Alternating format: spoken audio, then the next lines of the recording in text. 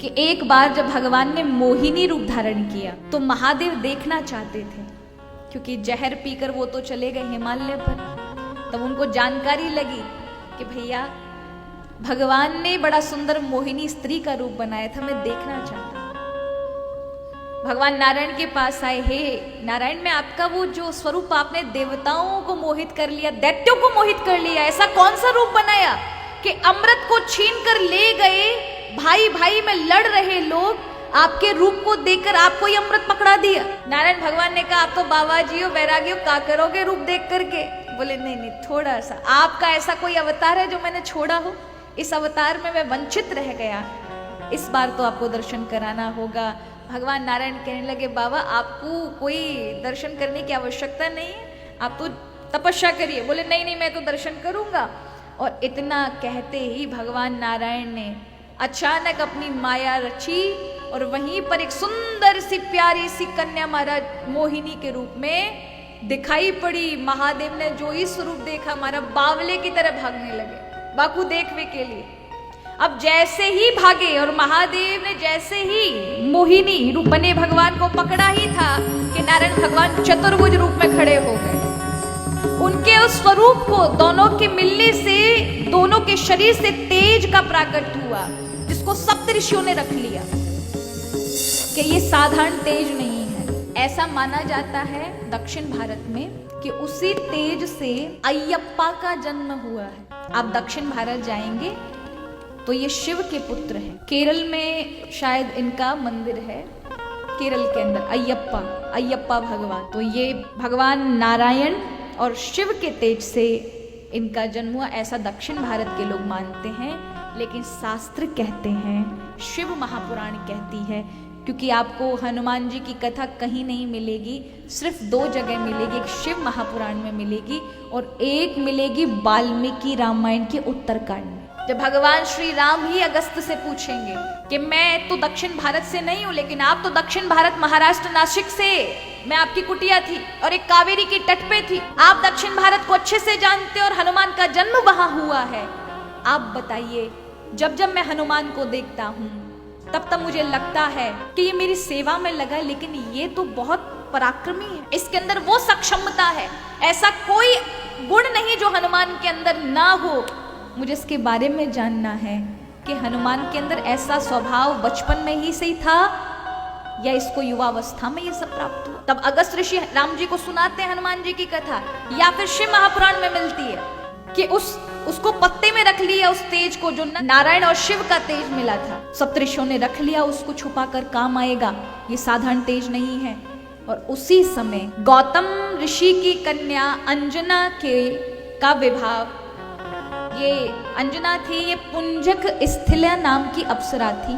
इनको एक ऋषि का श्राप लगा, बहुत सुंदर थी ये, तो उनको वो कुबड़े चल रहे थे तो उनको देखकर ये हंस जाती, तो कहा कि तू मुझ पर हंसती, जा बानरी हो जा। तो इनको बानरी रूप में आना पड़ा, चरणों में पड़ गई, महाराज मैं तो स्वभाव से ऐसी थी, इसलिए मैंने ऐसा दुराग्रह कर दिया, मुझे क्षमा करिए। तो कहा तुम अपनी मन की इच्छा से स्त्री का रूप भी धारण कर सकती, तो वो जब चाहे जब बानरी रूप में हो जाए, जब चाहे जब स्त्री रूप में हो जाए। तो उनका महाराज विवाह हुआ केशरी राजा से, जो बड़े पराक्रमी थे, बानर राज थे, और केशरी से उनका विवाह हुआ। यहाँ ऐसा वर्णन आता है कि दोनों ने, माता पिताओं ने ये कामना की कि हमें ऐसा साधारण ऐसा वैसा पुत्र नहीं चाहिए, ऐसा पुत्र चाहिए जो सृष्टि में आज तक पैदा ही ना हो, ऐसा पुत्र चाहिए। दोनों को तपस्या करनी होगी, इसलिए दोनों ने कहा हम दोनों तपस्या करेंगे और ऐसा ही बालक लेकर आएंगे जो हमारा तो कल्याण करे, लेकिन समग्र जगत का कल्याण उससे हो, स्वयं भगवान का कल्याण उससे हो, ऐसा पुत्र चाहिए। और माता पिता को ऐसा ही सोचना चाहिए, महाराज ऐसी वैसी संतान नहीं पैदा करनी है तो ऐसी करनी है जो सबका कल्याण कर सके। तो यहाँ अंजना ने तपस्या की, बहुत वर्षों तक तपस्या करने के बाद भी कोई फल नहीं मिला। तो एक दिन ऋष्यमुख पर्वत पर मतंग ऋषि ने कहा, देवी बिटिया तू यहाँ तपस्या मत करे, अगर तुझे ऐसा पुत्र चाहिए तो तू तिरुबाला मल्लई में निकल जा, यानी दक्षिण भारत चले जा, और वहां जाकर तिरुपति बालाजी के समीप उस पर्वत पर जाकर के तप करो। यहाँ केसरी भी तप करने जाते हैं। एक ही हनुमान जी के कार्य का प्रयोजन नहीं है महाराज, बहुत लोगों ने तप किया। मतंग ऋषि ने तप किया हनुमान जी के लिए, भरद्वाज ऋषि ने तप किया।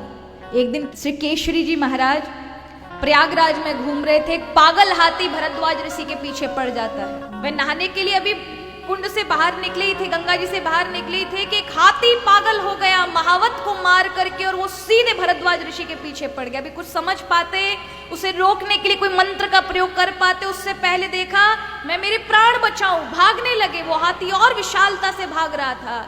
उसी समय केसरी पीछे से देखते हैं, दौड़ते हैं, हाथी के पैर पकड़ते हैं और उछाल कर फेंक देते हैं। मर जाता है हाथी। भरद्वाज ऋषि के प्राण बचा लिए।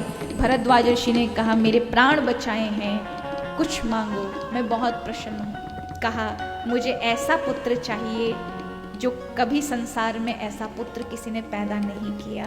मुझे ऐसा पुत्र चाहिए जो अमर हो, जिससे मेरा, समाज का और समग्र संसार का कल्याण छिपा हो। उसकी शक्ति साधारण ना हो, कोई देवता उसके समतुल्य ना हो। भरद्वाज ने कहा ये सारे गुण अगर चाहते हो तो ये बिना तपस्या के, बिना प्रयास के नहीं मिलेगा, मैं करूंगा। तो उन्होंने रुद्र भगवान की तपस्या की।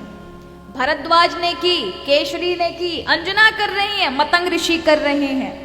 और यहाँ जैसे ही तप किया, अचानक अंजना को तप करते करते उन्हीं सप्तऋषियों से पवन देवता वो तेज लेकर आए अंजना के कान के माध्यम से, और वो तेज अंदर डाल दिया। नारायण और भगवान शिव का तेज जो सप्तऋषियों ने पत्ते पे लिया था, कान के माध्यम से डाला। इसलिए भगवान श्री हनुमान जी का एक विशेष गुण है, उन्हें राम कथा सुनना, राम गान सुनना, राम नाम सुनना बहुत प्रिय है। बहुत, सब कुछ दे सकते हैं आपको, केवल उनको राम नाम गा के सुनाओ, राम कथा गा के सुनाओ। राम कथा के लिए वो इस धराधाम पर रुक गए, प्रभु के साथ नहीं गए। तो जैसे ही उनके कान में ये डाला, अंजना ने तुरंत स्पर्श पहचान लिया। कहा कौन है? पवन देवता प्रकट हुए।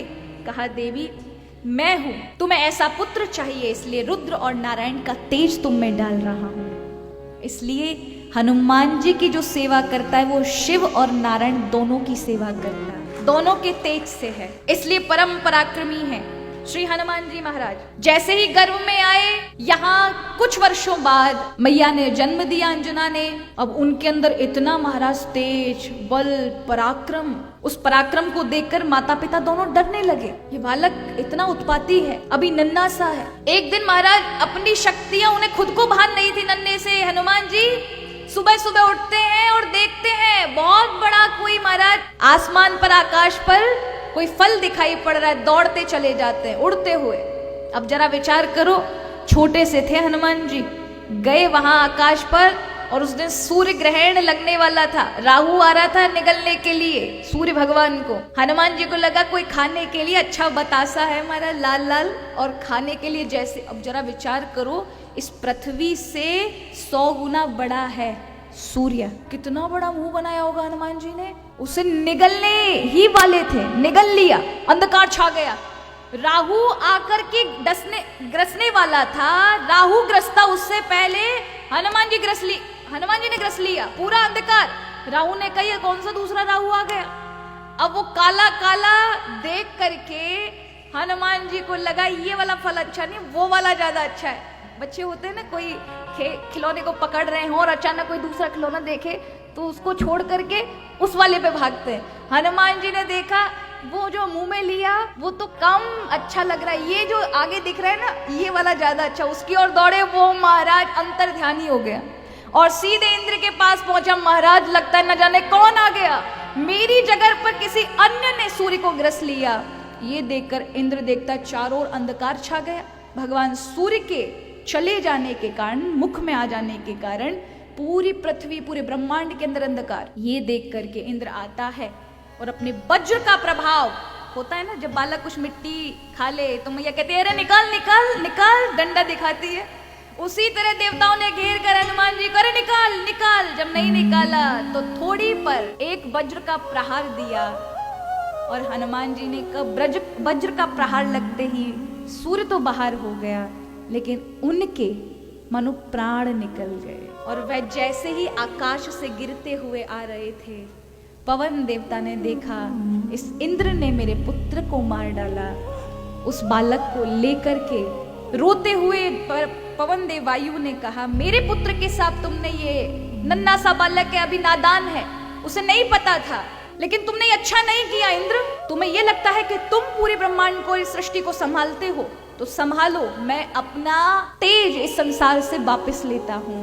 उन्होंने वायु को रोक दिया। अब आप जानते हो, व्यक्ति अन्न के बिना भी 9 दिन जी सकता है, पानी के बिना भी 9-10 दिन काट सकता है, लेकिन वायु के बिना 1 मिनट नहीं कटे हो। अन्न के लिए आप खेती बाड़ी इत्यादि में जा सकते हो कि वहां मेहनत कर लोगे, वहां से पानी के लिए 4 हैंडपंप चलाओगे तो निकल आएगा, कुएं से खींच लोगे, लेकिन श्वास के लिए भगवान ने आपको यहीं कहीं जाने की जरूरत नहीं, यहीं बैठे बैठे मिलेगी, क्योंकि इसकी इतनी महत्वता है। उसके लिए कहीं भागने की आवश्यकता नहीं है, वहीं की वहीं मिलेगी, क्योंकि प्राण शक्ति है, इसके बिना आप जी नहीं पाओगे। अन्य कार्य के लिए आपको मेहनत करनी पड़ सकती है, लेकिन इस कार्य के लिए आपको बैठे बैठे जिस जगह पर हो वहीं मिलेगा। श्वास की इतनी बड़ी कीमत है, इतनी महत्वपूर्ण है।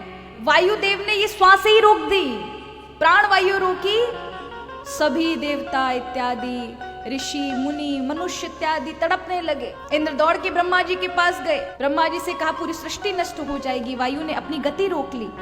तब ब्रह्मा जी आते हैं, मृत्यु लोक में आकर के देखते हैं गुफा के अंदर पवन देव अपने बालक को लेकर के बैठे हैं, रो रहे हैं। लेकिन ब्रह्मा जी को आके देखा, तुरंत उठ खड़े हुए। ब्रह्मा जी ने देखा, उस बालक पर अपना हाथ फिराया, कमंडल से जल छिड़का, हनुमान जी जीवित हो उठे। ब्रह्मा जी ने वरदान दिया, मेरे जितने भी अस्त्र हैं जिनसे कोई नहीं बच सकता, वो ब्रह्मास्त्र से भी ये मुक्त होगा। मेरा कोई भी अस्त्र इस पर काम नहीं करेगा, अब तो मेरी शक्ति इसके साथ रहेगी। इंद्र ने ये वरदान दिया कि मेरे लोक में आ जा सकते हैं, मेरा वज्र इत्यादि कोई इन पर असर नहीं करेगा। अग्निदेव ने ये सब दिया, वरुण ने दिया, जल ने दिया कि व्यक्ति जल में जाता है तुरंत उसके प्राण निकल जाएंगे, चाहे वो कितनी भी गहराई में जाए। आपको क्या लगता है, आप जाएंगे आप मर जाएंगे, वहां हवा नहीं मिलेगी आपको, लेकिन हनुमान जी को ये वरदान है कि वो अगर जल में भी रहेंगे तो जीवित रहेंगे। जहां वायु नहीं रह जा सकती वहां भी हनुमान जी जीवित रहेंगे। ऐसा वरदान हनुमान जी को ये